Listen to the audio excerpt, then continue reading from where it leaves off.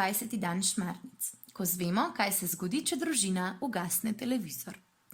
Peter se je pogovarjal z evangelisti in svetim duhom, pa tudi z Marijo, ki mu je povedala, da je tudi njegova mamica, da je mati vseh ljudi in mati cerkve. Nato ga je opomnila, naj gre domov, da mamice ne bo skrbilo. Ko se je Peter vrnil iz cerkve, je bil doma samo očka, ki je pripravljal večerjo. Seveda, bil je petek in Lucija je bila še na baletu, mamica pa je šla iskat.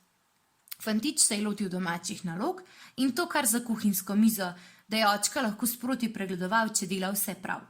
Kar na lepem so se s treskom odprla vhodna vrata in skoznje je planila Lucija ter stekla v svojo sobo.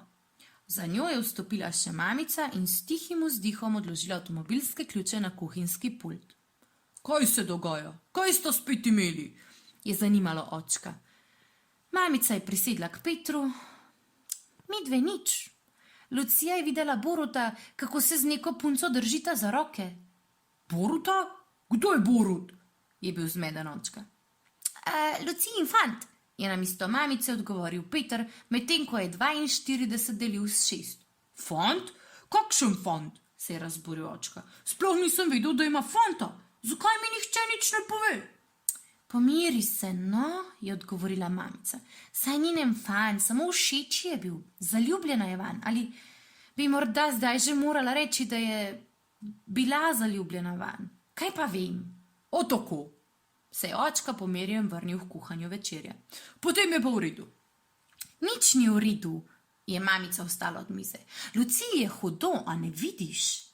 Jo, bože minilo, je zdaj očka miril, mamica pa je zavila z očmi in rekla, ti moški, odkorakala je iz kuhinje in pustila, da sta se moška v družini lahko samo nemo spogledala.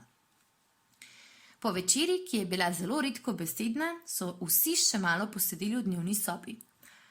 Peter je kar na tleh nadaljeval z računanjem, Lucija se je na kavču zvila v klopčič, se privila k mamici in vsake toliko se je iz mamičnega naročja, kamor je zarila glavo, zaslišal kak smrk. Očka pa je na televiziji gledal poročila, najprej je mislil, da je mamici nekaj padlo v oko, potem pa je le doumel, da mu žena namiguje, naj se vendar pogovori s hčerko. Ugasnil je torej televizor in začel narodno vrteti delinca v rokah in besede v ustih. Glej, Lucija, saj ni konec sveta. Ustavilo ga je glasno hlipanje in mamičino zavijanje z očmi, ki mu je dalo vedeti, da ni najbolje začel. Poskusil je znova. Ta Borut, saj ni edini fant na svetu. Čisto tih smrk in mamičino spodbudno kimanje sta ga opogumila, da je nadaljeval. Bo že prišel pravi, boš videla. Sploh pa si še premlada, da bi razmišljala o fantih. Koliko sta bila pa vidva stara, ko sta se spoznala?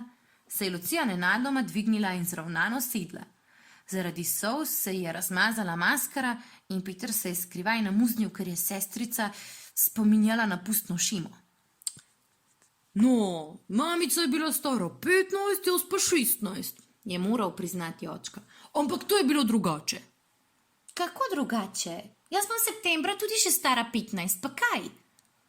No, je priskočila na pomoč mamica. Očka hoče reči, da nisi še stara 15 in da, veš, jaz niti enkrat nisem jokala zaradi njega. Takoj sem videla, da je pravi. Kako si to videla? Je bila iskreno radovedna, nesrečna zaljubljenka. Takrat sem že nekaj let molila za svojega bodočega fanta in moža. In tudi očka je molil zame. No, ne prav zame, ampak za svojo bodočo ženo.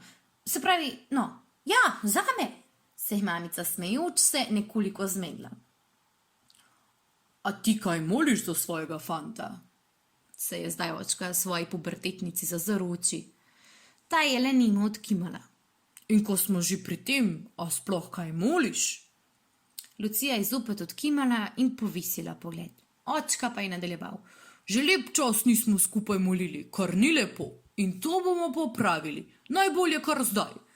Očka ni čakal, da bi mu kdo pritrdil ali celo ugovarjal. Pokrižal se je in začel z molitvijo. Družina pa mu je sledila.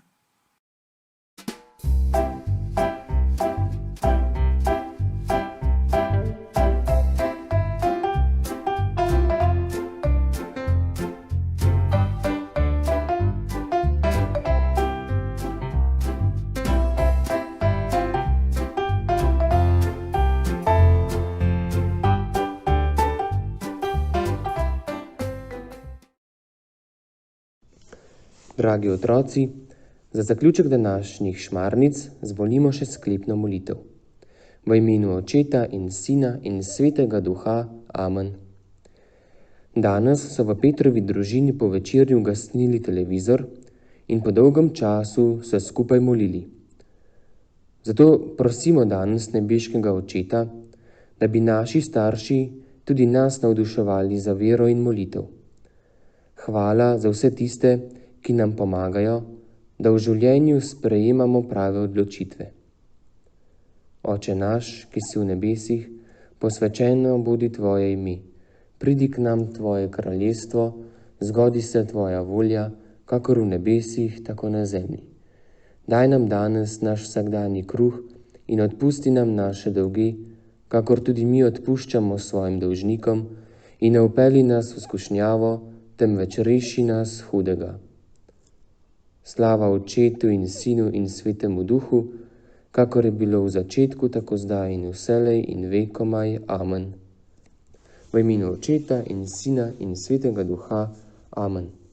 Pa lahko noč.